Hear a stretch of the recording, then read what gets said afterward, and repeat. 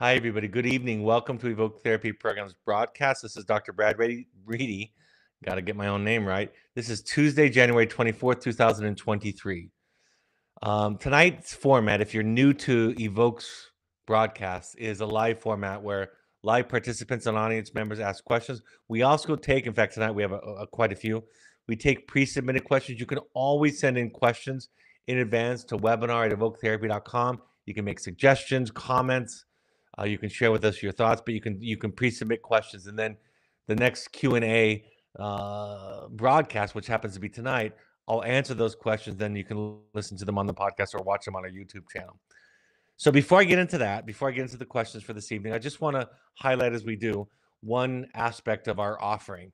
On February 21st, I'll be hosting the third iteration of the Conscious Parenting Workshop. This is a live and interactive workshop, so it's more than just a podcast or teaching. There's lots of interactions and activities. It's a dialogue. We keep the number of participants capped so that there's enough opportunity for everybody who wants to make comments and ask questions to be involved. So if you want a full day of parenting discussion, parenting lectures, question and answer, I will even share with you at times what I would respond, how I'd respond to something that you ask me or share with me as if I was your psychotherapist. So I really, really enjoyed the first couple. We hope to continue to do these. The next one has a few spots open February 24th. It goes from 8:30 a.m. to 4:30 p.m. Mountain Time, and the cost is $400 per person, $700 per couple if they use a shared screen. So if you're interested in that, I highly recommend it and look forward to hosting it there.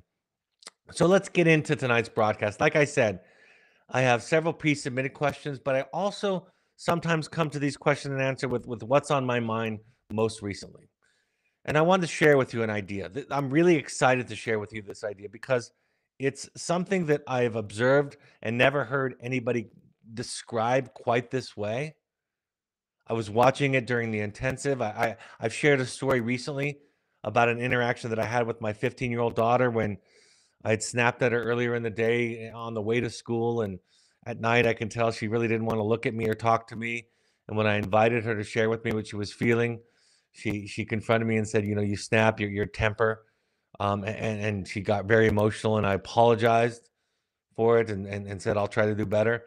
And then the hard part is when she said, "You do it all the time."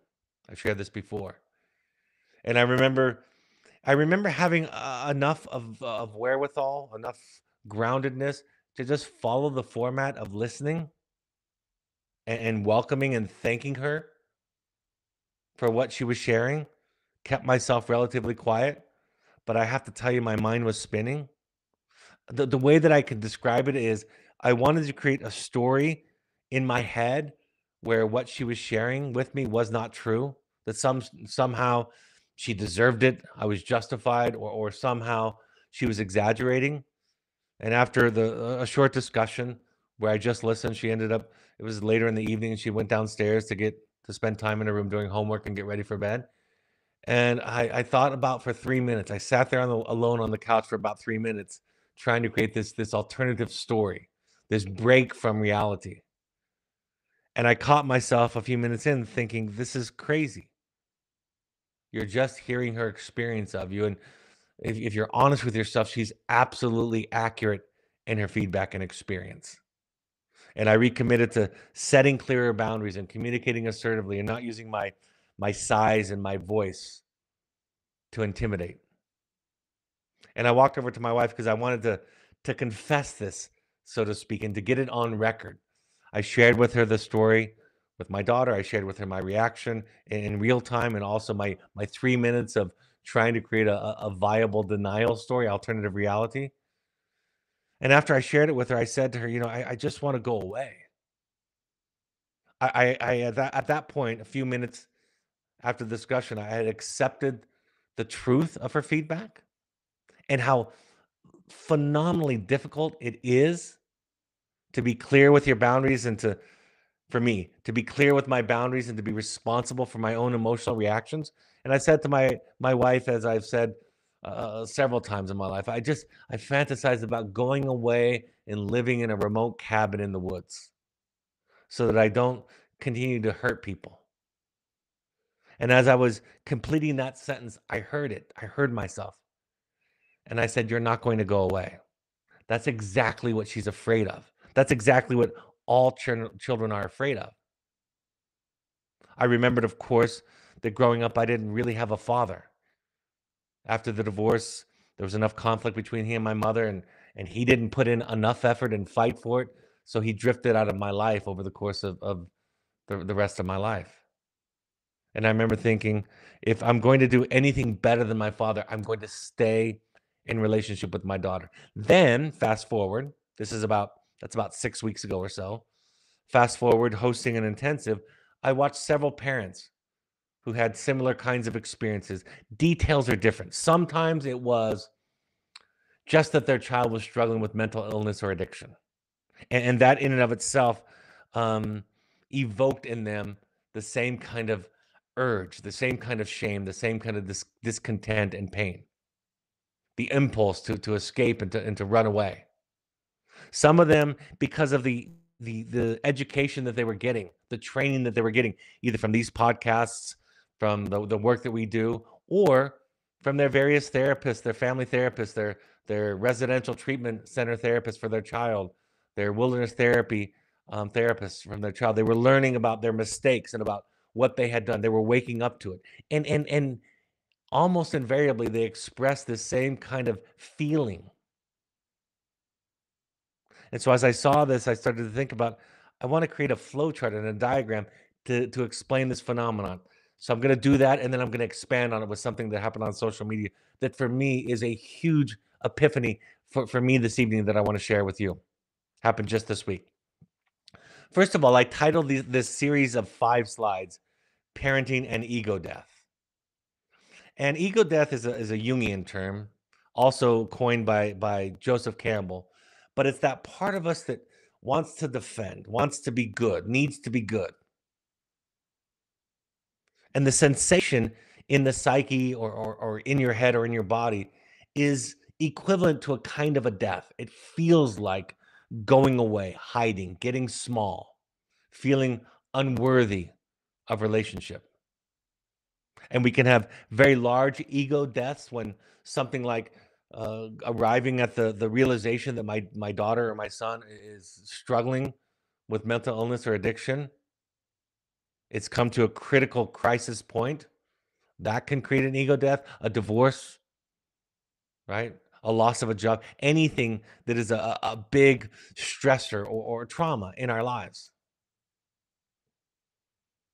So, parenting and ego death. Slide 1 says this. When the shame or pain of a failure, trauma, or feedback in the way that I described that my daughter gave to me, or a new awareness, learning a new tool, listening to a podcast, listening to a parent educator, reading a parent book, reading a communication manual, or a new awareness hits us, we have a fundamental choice. So when the shame or pain of a failure, trauma, feedback, or a new awareness hits us, we have a fundamental choice. The first option, actually, I'm going to have to just read it off my phone because I skipped a slide. I apologize for the live viewers. We'll edit this in post-production. All right. The first option, driven by shame impulses, is to defend the ego and run away from relationship. I want to retreat. I'm not worthy. Sometimes even in jest, I've said this. I've heard my wife say this. I hear parents say this. A child will share a frustration, an anger, a hurt about a parent to the parent or around the parent. And sometimes it sounds as relatively benign as, oh, it's all my fault again. If you've heard yourself say that, that's the feeling like I'm the bad guy. I'm the source of all problems. So that's the first option. The second option is to allow, like I described, for a small ego death, tolerating feelings of discouragement, deflation, and despair. In this option, we keep going, resisting the impulse of moving away from a relationship. The first choice that I described, the one where we want to defend the ego and go away from relationship, the first choice confirms the child's greatest fear, that they, the child, are too much, and that sharing their feelings or causing the parent too much pain will result in abandonment. So the very reaction we have to any kind of cracking of our shell, any kind of reaction that we have this choice before us: defend ourselves, run away, shrink from relationship, go to a place of shame and guilt, get small, crawl away and hide, pull away from the child. And the pull away can be literal, can be metaphorical. If we defend, if we utter those words that I described, like I'm the problem again, in essence, we're pulling away from relationship, from authentic suffering, from authentic connection. If we follow that course, we've confirmed the child's greatest fear, that if they tell us how we feel, that they feel, excuse me, if they tell us how they feel, if they struggle, if something happens that overwhelms us, we come to a new awareness that we will pull away, that they will lose us as a source of support and connection. The second choice that I described, where we tolerate the ego death, the despair, the depression, the hopelessness, the guilt and the shame. The second choice results in a personal transformation, and what I call, and what therapists sometimes call, enlargement. We develop a bigger and better capacity. If we do this here, the child learns that the parent can be relied upon as a safe place and a safe base. So that's a pattern that I see over and over again. I posted it on social media. If you want to look at it, you can go to it there on Instagram or Facebook. But part of what I wanted to share with you, why I wanted to share it with you is, and after I've shared it, people are commenting and sharing it themselves. People are saying this resonates so much with them. I want to tell you, you're not alone. And that moment of truth, we might call it, the moment when we have that urge, that impulse to shrink or to pull away, it is the most important moment. Now I'm going to build on this idea with this next slide. This next slide I wrote a few days ago. Again, it was inspired by watching folks do their work at the intensive, several of them. I thought about this. I thought about this idea that when a baby cries, they're expressing a need. That's the assumption that I think everybody would agree with. Maybe they're wet, maybe they're hungry, maybe they're not feeling well in some way. When a baby cries, they're expressing a need. And if babies' needs don't get met, they don't stop crying. They stop needing. They take the part of themselves that needs and they kill it psychologically. They shove it into a closet, into the unconscious. They learn not to feel, because to feel the raw nerve, if you will, of an unmet need is too intolerable for the child. There's a sense of dread that nobody's going to come for me, that nobody's going to save me from this intolerable pain.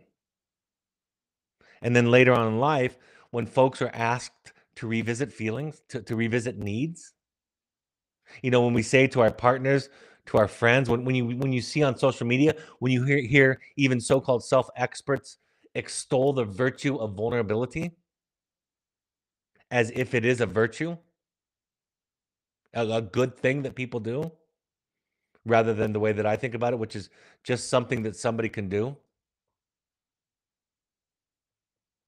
You're asking somebody to go back and visit psychologically a time, an experience in their life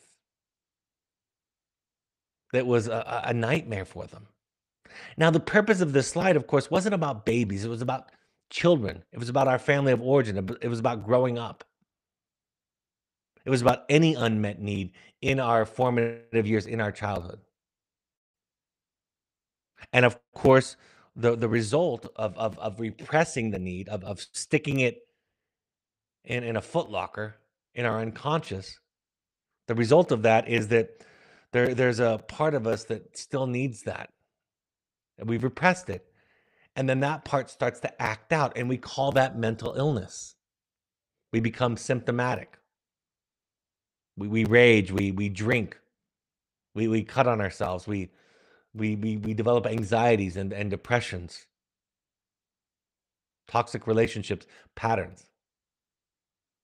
That's the soul, the inner child that some people might call it that. The inner child screaming and asking for attention. And that's why we as therapists in a therapeutic program, that's how we see human beings, children, parents, spouses. We don't tell people to be vulnerable because it's good. We try to understand why it's terrifying for them to be vulnerable. We invite compassionately, patiently, most importantly, how this pattern of behavior was formed and hardwired many, many years ago. And to undo that pattern takes many years, if not a lifetime. So I was describing this, and then somebody commented on it, and this is really where it hit it for me. Somebody writes in comment to this post that I made: when babies cry, they're expressing a need. If babies' needs don't get met, they don't stop crying, they stop needing. And somebody wrote, at which age? All? How do you sleep train a 6-month-old if they don't cry for a bit and learn to fall asleep on their own? Guilt comes when you let them cry, but is it okay to let them cry and learn to console themselves so they learn to get themselves back to sleep? So confused. There are a couple of ideas that come out of this response to my post. Number one, this person was taking me literally. Right? They thought, which I understand because that's what it looks like, unless you read the caption, that I was talking about babies crying. And there are all kinds of books and experts on training and sleep schedule that I won't get into this evening because that's not really what I'm describing. Talking about any unmet need that we have at any formative age in our lives. And I thought about this and I thought, I've had 4 children, some of which struggled with sleep, and we tried all kinds of things. We read the books on training and sleep schedule. I tried um, alternative versions with one child to the next. We both did. And as I thought about and meditated on this question, I realized you can't get it right. That's the gold. That's the treasure in this post and this response is, mom and dad, you can't get it right. You can try. You can try to improve. You can try to learn. You can try to develop skills. But at the end of the day, the idea that you're going to be able to perfect it and get it perfectly is part of the disease, not the cure. The idea that a human being can be anything other than a human being, which is sometimes human beings are very capable and gifted and wonderful and kind and loving and patient.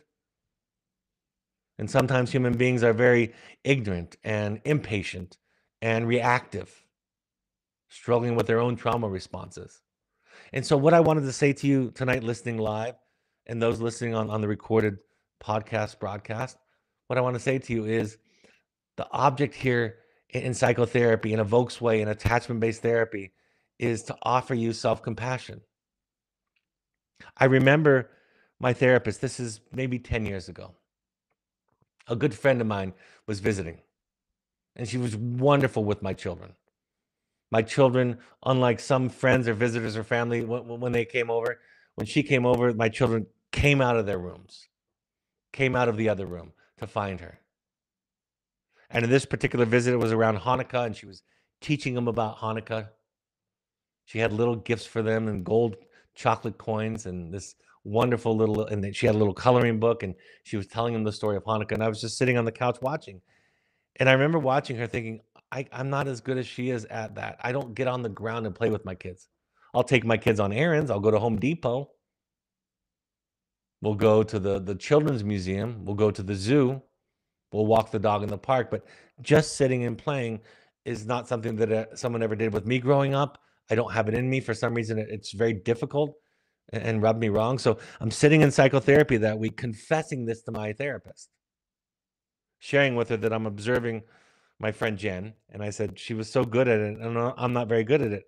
And my therapist said to me, yeah, you're not good at that, are you? And my first thought was, how dare you agree with me? But she had no disdain or disgust or judgment. She was just making an observation, reflecting really on the observation that I made. And in that instance, in the absence of judgment that she reflected back to me, right? That's the containing that she does. I realize I'm not good at that. I may get better, but I'm good at other things. I'm good when they become teenagers and they struggle. I'm good in a crisis. I'm good with mood disorders and addictions and self-harm and traumatic events that I didn't cause, and being there for my children. My wife is better at getting on the ground with them. The point of the story, the point of this post is, the reason I'm sharing it with you, mom and dad, and I'm also speaking to the children in attendance, meaning the moms and dads who are also children of their parents, is the whole idea of all that I teach, the journey of the heroic parent, is in part, you can't get it perfect. Like the dialectical idea suggests. At any given time, you're doing the best that you can and you can do better. Those are both true. And part of it is to be patient. And part of it is to shed the idea that the goal in life is to be good, to get it right. This is our journey, our life. And our children are here to teach us. And some are very difficult teachers. They bring their separate self, their unique self. Some of them are neurologically atypical. Some of them are wired for addiction due to genetics. Some of them are wired for depression or anxiety. Then they meet with the environment, and all of that gets activated to varying degrees. Then we end up in psychotherapy or therapy programs, and the therapists like me are coaching about containing and listening and compassion and assertive communication and boundaries and codependency and all the things that we teach about. And of course, one would extrapolate from all that instruction that those were the quote unquote causes of the behavior. And the goal is to fix those, to never do them again, to not do them for the next child.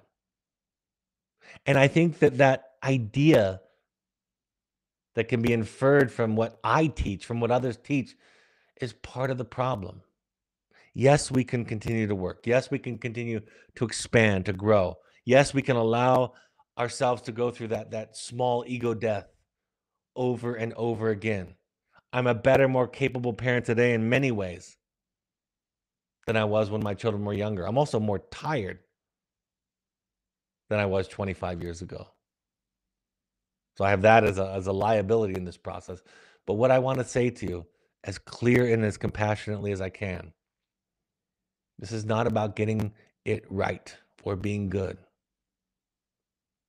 Those in their simplest senses, those ideas are impossible. The goal is to become human. The heroic parent is not the one who gets better and better and better. The heroic parent is one who's willing to look at themselves, to make themselves the project, not the child. And of course, if we allow ourselves to go through this cyclical repeating pattern of ego death, as I've described it this evening, and we develop more capacity, little by little, by the way, little by little, you'll notice tonight that the stories that I'm telling about myself are weeks ago. Some of them even more recently, some of them days ago. This particular epiphany was yesterday. We'll never arrive, but we can be on that path. We can become larger. And at the end, like I said many, many times, the minute that we realize that the child is the teacher and we are the students, not vice versa, everything changes. And that's what I mean by this. There was a wonderful, I almost posted it, a wonderful, clever little quote this evening that I saw on social media that says, I know my daughter is going to change the world. In the meantime, I just have to survive raising her. And I can really feel and resonate with that. I really believe your children, by and large, as a group, are going to change the world. It's going to be a better world. I already see it in the younger generation. Yes, they have their certainties. Yes, they can be reactive, dogmatic. But in general, these children are going to make for a better world. I think we made for a better world than our parents. I think our parents made for a better world than their parents. We have this nostalgia for I'll just talk about America because that's where this is broadcast from. We have the nostalgia about the founding fathers. They weren't more enlightened than today's children. There are things that are obvious to our children that weren't obvious to them. And I won't get into all the details of it because I don't want this to become political. It's not about the founding fathers. It's all the people of that time. I know the world is challenged. I know that there is violence. I know that the news cycle that we watch would have us believe that everything is getting worse. I know that. But when I look at children today, your children, when I look at you, I had almost all men at my intensive this last week. Almost all men. I remember one of them was just a few years younger than when I remember my grandparents. You know, the youngest age I remember my grandparents. And I thought my grandparents and their generation grew up in the Depression, World War II, the greatest generation. Never would they have shown up to this process. Never. Children were to be seen, not heard. They were the ones who decided what was good and true, and it was their job to impart or insist that on their children. The damage it did to my mother and her brothers, I can see the sky. It's obvious to me. The one time that my mother in her 30s brought her parents to therapy, wonderful people, stable people, right? Stalwarts, pillars of the earth kind of people, salt of the earth kind of people. But she brought Jack and Pauline into a therapy session with her in her 30s and had the audacity to share with her parents some of the ways that she was affected by their parenting. And their attitude was, how dare you? How dare you do this to us? How ungrateful you are. How entitled and spoiled you are. This is my mother who's in her late 30s. And they both stood up and walked away. And the only thing that my mother's therapist had to say to my mother after they walked away was, I saw that. I witnessed what you've been sharing with me all these years. So that's the work, folks. It's ironic. It's paradoxical. That's the best word. When we realize it's about, as they say in Al-Anon, progress, not perfection. And by progress, that means 2 steps back, 3 steps forward, 10 steps back, 10 steps forward, 4 steps to the right, sideways, 3 steps to the left, sideways. That's what progress means. It's the journey. And we're all on it. I'm on it with you. And although my role is psychotherapist, therapist, parent educator, family therapist, couples therapist, that's my role. I'm in charge of parent curriculum at Evoke. That's my role. My message isn't, let me continue to tell you all the things that you need to do right or better. That comes, of course. But my biggest role is to say, we all struggle. We all dent our children and trying to believe in the fantasy that we'll get away scot-free in this whole game leads to the kind of disconnection that I described in the first set of slides. So that's what I want to share from my own. Now I'm going to get into the pre-submitted questions that were sent in. So the first question reads, I thought I heard you mention in a podcast that a parent shouldn't get overly excited, but should respond neutrally, especially with a child challenged with mental health issues. The way you aren't enmeshed with your child's decisions. That way you aren't enmeshed with your child's decisions. I don't know if I'm explaining that correctly, but I find it challenging to keep my reaction subdued, although I agree with you. Do you find it challenging in your own life to respond in a more measured way so as to not have ownership in your children's decisions? An example would be my son telling me he has a job when it could not be true. I feel like I'm just holding back my true excitement for him, and I wonder if he thinks I don't care. If I do care, he thinks I'm too involved. Just your thoughts on this balancing act. I mean, I love the balancing act idea. Couple of things. First of all, I don't say should. If I say should ever, you can just call me on that. Okay. This is not a should thing. Although when I teach a principle, because we live in the world of should, because we were raised in the world of should, it almost immediately gets translated into people's minds as a should. What I describe is the phenomenon that when our reaction becomes too big, that our child, again, takes on the responsibility of managing that. So if we're excited and happy for them, they think it's their job unconsciously to make us happy so we won't leave them, right? It's the opposite of what I've been describing all night. And they feel a pressure. They feel like our love is contingent.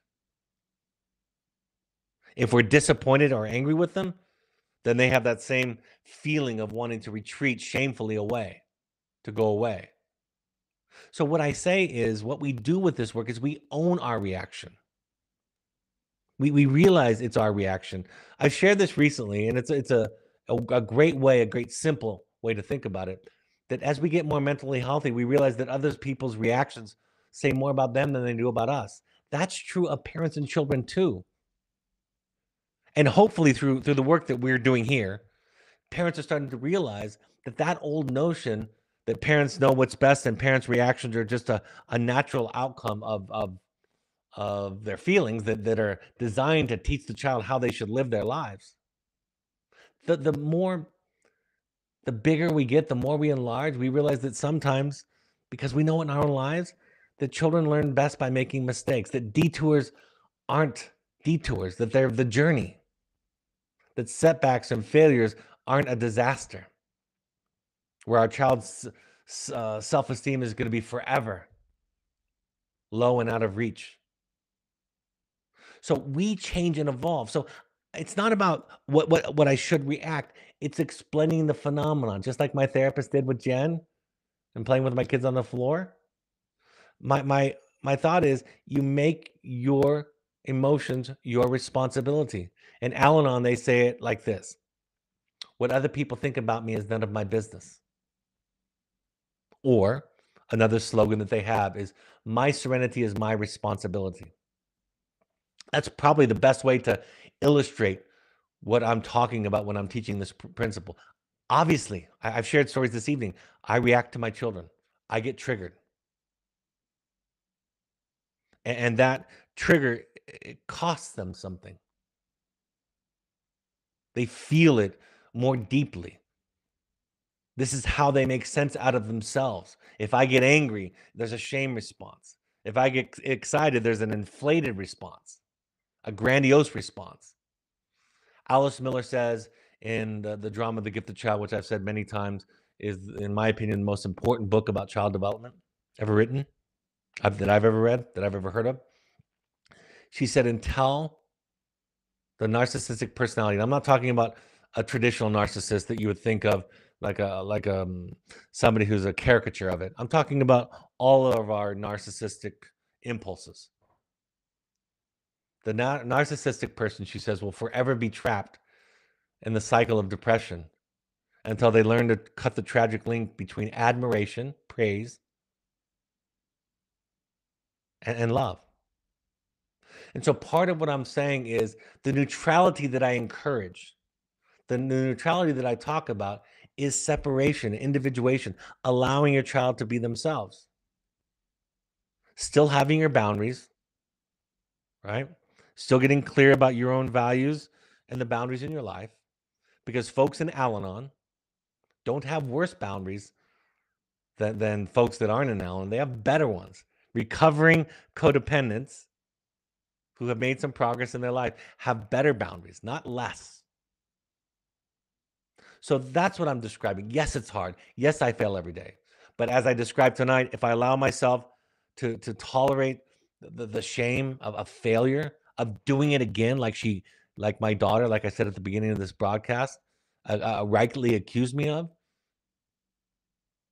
I can come back and stay in a relationship.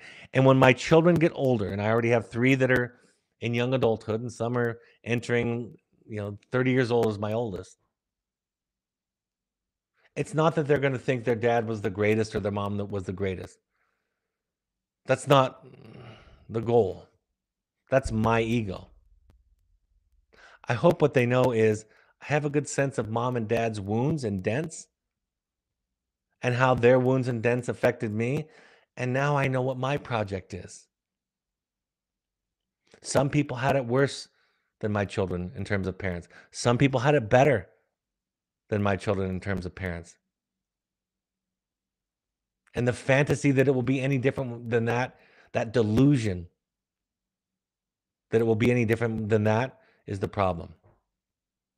So yeah, it's difficult work and it's a human, flawed, messy process. And like I've written recently, the biggest barrier, in my opinion, to this work is the pace, the length of time that it takes. I was reflecting on psychedelic assisted psychotherapy, which I am open to, and many clients, family members of mine have tried it, under the direction of a therapist and a doctor. It's been fantastic, or a guide or a shaman. That's true of me and my world, so I'm for it. But the thing I don't like about it is this idea again that the drug is the cure, that there's some simple hack. You want to know what the parenting hack is? The parenting hack is that there's no parenting hack. The parenting hack that it's not about making your child good and raising a good kid. It's about you finding yourself, you unwinding your own trauma. And what our children's struggles evoke in us, right? What they activate in us is our awareness that our background had some flaws in it. So we get into our own work.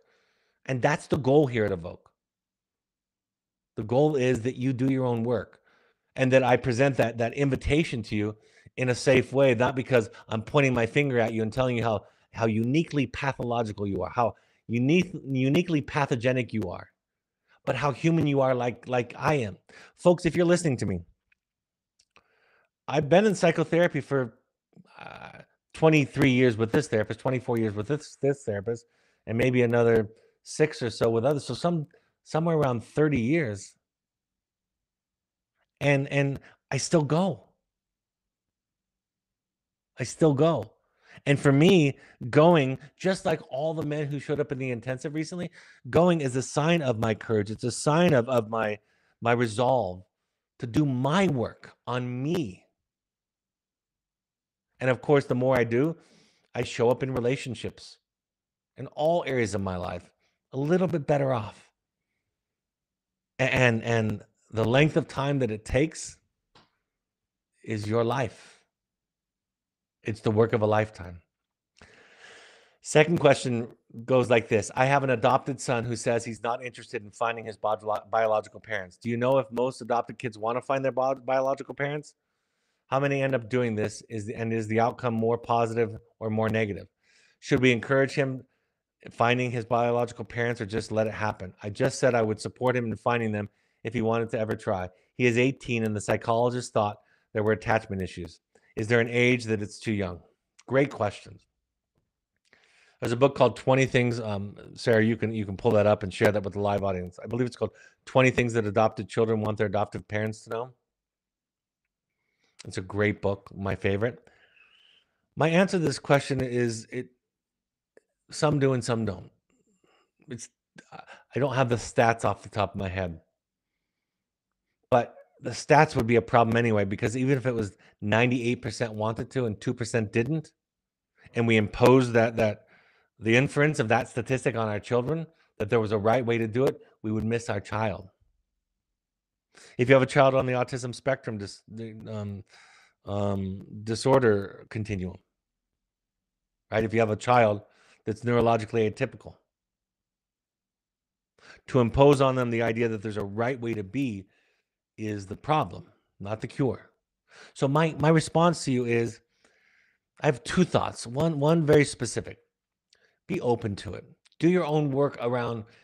Some parents are not quite aware of their own hesitancy in allowing their child to find their biological parents. That doesn't sound like you from this post, from this question, but do your work. Even at some point at a certain age, it might be even appropriate to talk to your child about that internal conflict that you have, to make it, to name it if it exists, because they can feel it if you don't name it. One thing I've heard children say many times, many times in my career, say it more than once. Don't press, don't nag, but every now and again, it's okay to check in.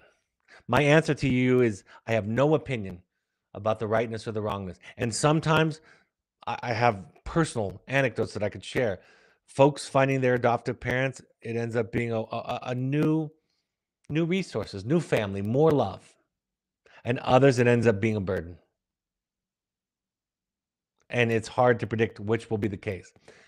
So my answer is, and I mean this in the softest way, it's not your decision to make. It's yours to stay in dialogue with, to not press, to not come into it with an agenda, I suppose is the best way to describe the psychology of the situation, to forfeit your agenda. You know, when the therapist says that he thinks that your child has attachment issues, that's everybody. The kind of therapy that I talk about and teach about is attachment-based therapy. All mental health is attachment issues, and through the lens that I see the world. Right? There are traumas and there are differences in neurology, like I've described, in genetics, like I've described. But the thing that we have control over is our attachment experience, like I've described, and the research shows it clearly, supports it clearly, overwhelmingly. It's most often not the trauma event that causes the problems. The research is overwhelming on this point. It is how the family system, the environment, responds to the trauma. Do they respond to it openly, without shame, gathering resources and support, talking about it, processing their own grief over the trauma, normalizing it for the child, giving the child a safe place to protect themselves? Because sometimes people who try to crack open, right, peel open somebody who's experienced a trauma, they're re-traumatizing them, because the one variable in trauma experiences is the loss of control and agency over your own body and your own life. That's one aspect that's virtually consistent in all trauma experiences. It's out of your control. So to take control over somebody's, just like this, to take control over somebody's reparative experience is to recreate the same psychological dynamic as the trauma in the first place. So we have to be careful. That's why a therapist who's a little bit more detached than you are, a little more differentiated than you are from the child, ideally, they ought to be with their training and so forth, that the therapist is more capable of pacing with the child. So my answer is keep talking about it once in a while, let them know that you're available, do your own work about it. But what I would say is I try to aspire with my own children to not have an opinion about what they need in areas like this unless they tell me, because not everybody needs the same thing. And it's me imposing my ideas about the way that they should think or should feel or should do things. Those are my needs. And if those become front and center, they essentially eclipse the child, and I've lost contact with the child because I'm really just parenting myself, my own needs. Thank you for that. Great questions. Somebody writes, I'm losing relationships as I begin to start to set boundaries, figuring out a boundary. Even one takes tremendous effort and time for me. It feels like my brain is making tiny changes that take a ton of work. And then maybe I'll know a boundary. Then I said it poorly. I'm losing some relationships. Is this normal? Okay, folks. I love this question. There was a question different but similar to it a couple of weeks ago. And I'm going to say this to all of you. This is what it sounds like when somebody's doing their work. Everything you said is evidence of your work.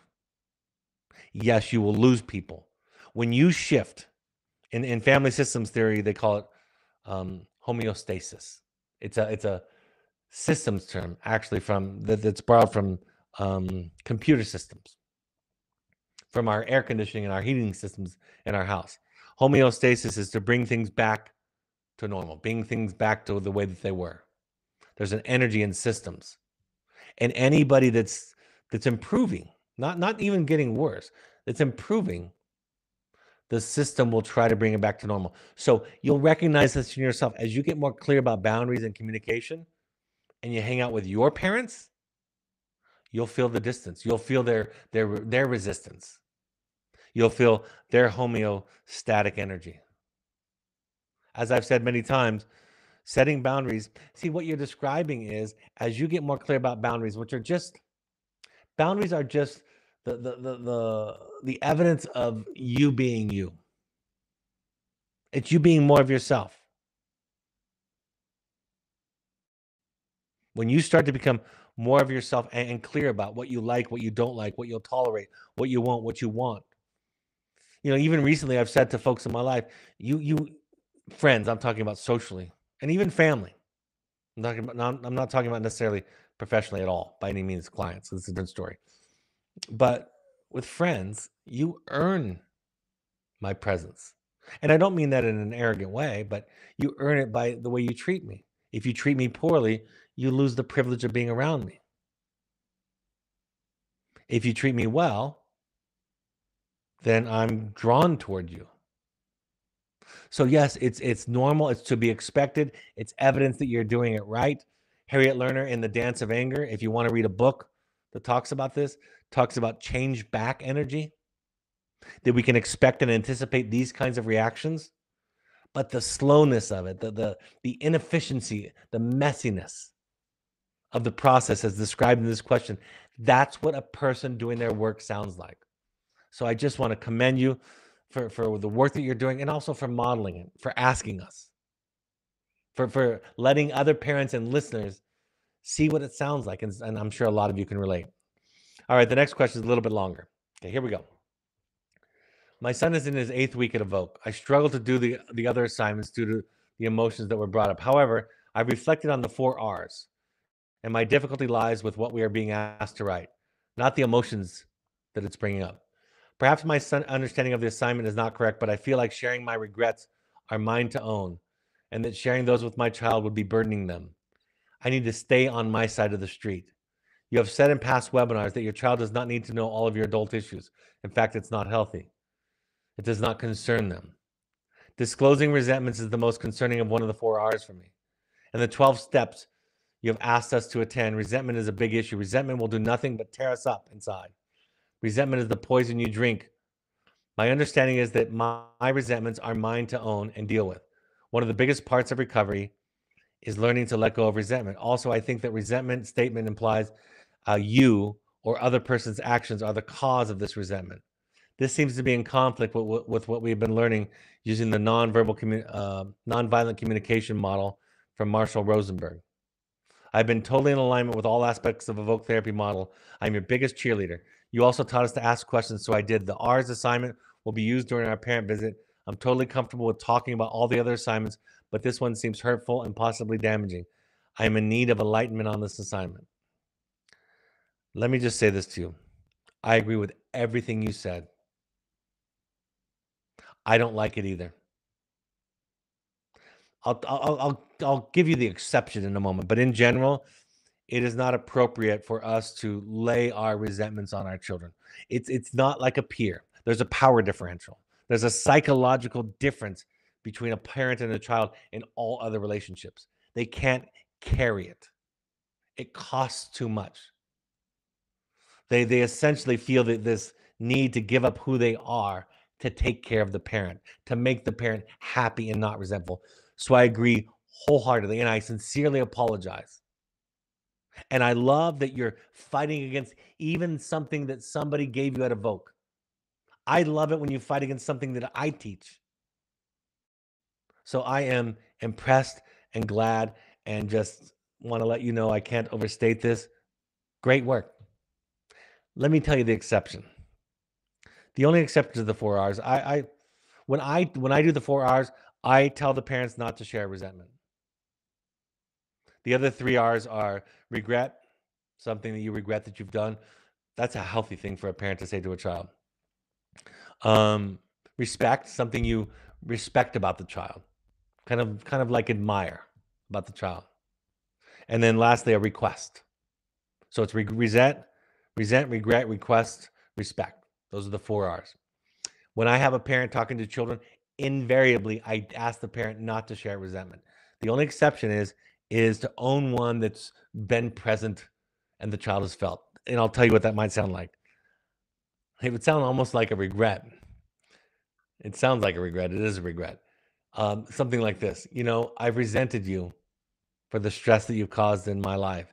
And I realized it wasn't your fault. It was my fault. It was my need to control. It was my need to put on you the responsibility for my feelings. So you're kind of owning an old regret, one that you've let go of. Now, folks, this is really important. This next part. It's very important for whatever regrets you have. You talk to a sponsor, a support group, or a psychotherapist to sort them out, to get clear, to know what you're holding. And most often, not always, but very, very often, lingering resentments are evidence of poor boundaries on your part, on my part, if I'm the resenting person. If I resent somebody, if I have resentment. I'm asking somebody else to do something for me. James Hollis would say, the great Jungian writer and psychologist would say, I'm asking somebody to do my work with my resentment. So there's a painting right behind my desk, beautiful painting that my son, who's a fantastic artist, gave to me. Fantastic artist gave to me, and it hung in a prominent area in our living room in our last house. It's a very large painting, takes up a large portion of the wall that I look at every day. And there was an art show that my son lives about 40 minutes away. He lives about 40 minutes away now. He moved away, but back then he lived in the same area. And he asked to take this painting that hangs on our wall down to this art show, and it's a very big painting, and so he had to borrow a friend's car. And we were having a showing. We were going to sell our house. We moved from that house to this house, and there was a big blank area with a couple of nails sticking out on one of our walls. And I called him and I said, "Hey, I need the painting back." And he said, "Yeah, yeah, yeah, I'll get it." And finally, it was getting really close, and I said, "Hey, Jake, I need the painting back." And he said, "Well, my friend whose car that I used is out of town. I don't have a car." And I said, "Do what you can do and get it back to me by tomorrow. And if you don't get it, I'm gonna come down and pick it up." Hung up the phone. My wife was in the bathroom getting ready for the day, and I sat down on the edge of the tub and I just started expressing my resentment for my son, my oldest. Look at all that I've done for him. I pay for college. I support him. I let him borrow the painting, the gift that he'd given me years ago. I'm giving him 2.5 weeks to return the painting, and he hasn't. And as I heard myself express the resentment, part of what came to me is, this is a me problem. I need to set the boundary. If I have to, I'll pick up the painting. And then the next time he asks to borrow something, the answer has to be no, right? I need to take care of myself. So later that evening, my son pulls up, don't know whose car he borrowed, walks in the front door, takes the painting, gets up on the ladder, hangs it on the wall. He sees me sitting in the living room, doesn't engage me, doesn't say hi, hangs the painting, gets down from the ladder, walks out the front door and leaves. He punished me, probably because of his shame and frustration. And I thought, that's about right. That's about what I expected. That's exactly what I was afraid of. I was afraid, just like I've been talking about all night tonight, that he was going to pull away. So instead of setting a boundary, because I didn't want him to abandon me, which is all backwards, right? That's why I don't set boundaries. Just like I've described tonight, just like that previous question asked. And my son, of course, got over it. We're still friends, still close. But yeah, that's the dynamic. Somebody writes, can you address leakage of a parent's feelings, even if they're controlling their actions in front of the child, only to melt down later? How does this affect the child? What are the implications? How do you mitigate this? Leakage is a term that I use that some use. It's not my term, but leakage is a term that when our emotions leak out sideways, passive aggressive behaviors. Sometimes it's an energy. I'm not talking about something that some new age idea, although many people would tell you that that's there too, and people are sensitive to that, and that's fine. But what I would say is you leak it out in ways that you don't see. You can't see yourselves. It's driving decisions. Part of psychotherapy is to become aware of the unconscious so you know what's driving your behaviors. So even if you don't believe in energies, and that's just fine. If you're a much more practical, less metaphorical person, very practical, what I would say is you'd be surprised, and you will be surprised to learn how much you're communicating your feelings. So part of it is you take responsibility, you own it. Do you share it with the child? I think you share it only in this manner. You share it by saying, it's mine. I'm struggling. I have to deal with it. I'm going to go get help with my support group. I'm going to go get help with my therapist. Because otherwise, it'll find its way out. And a good therapist, a good family therapist, a good individual therapist can help you see how obvious it is. I am aware much more because of the work that I've done on me about how much I leak. So the fantasy that you're not communicating it might just be that. Might just be that. That's my answer to that. All right, looks like that's all the questions, and we're right up against the hour. So don't have any. We are doing a broadcast next week. I'll talk about it where I can answer any leftover questions. My two books, I've already mentioned one, The Journey of the Heroic Parent, and my more recent one, The Audacity to Be You, are available on Amazon and Audible. I narrated the second one.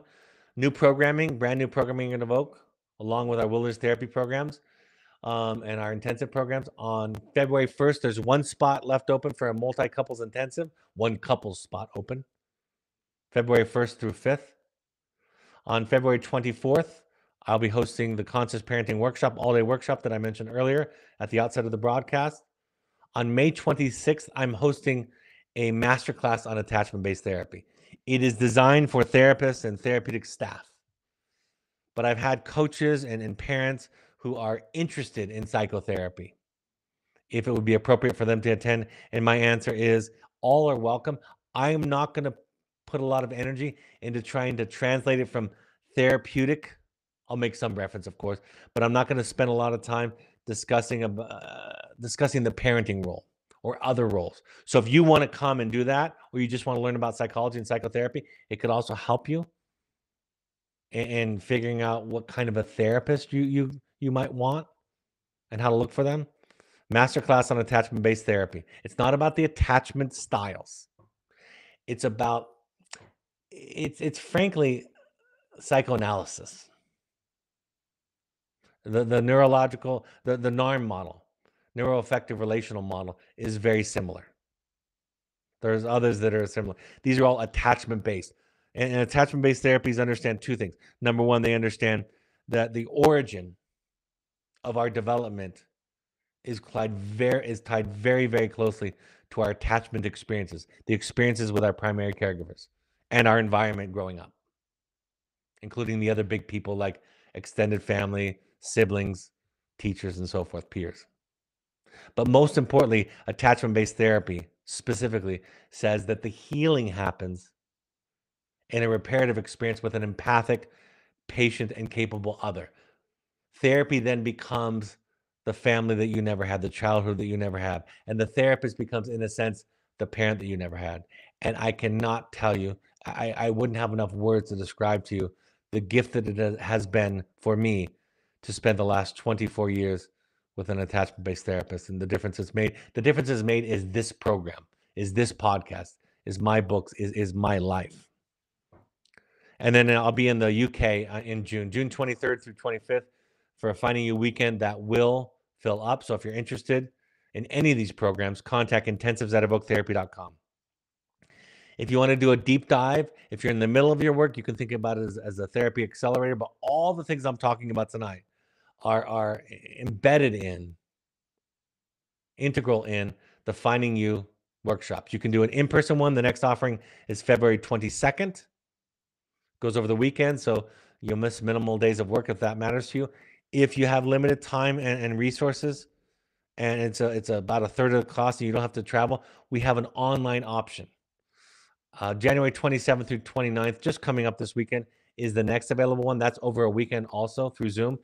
We started during the pandemic, and we decided to continue it because it's an option that is right for people, and because I found it proved itself to be extraordinarily effective, much more so than I thought would happen in a virtual setting.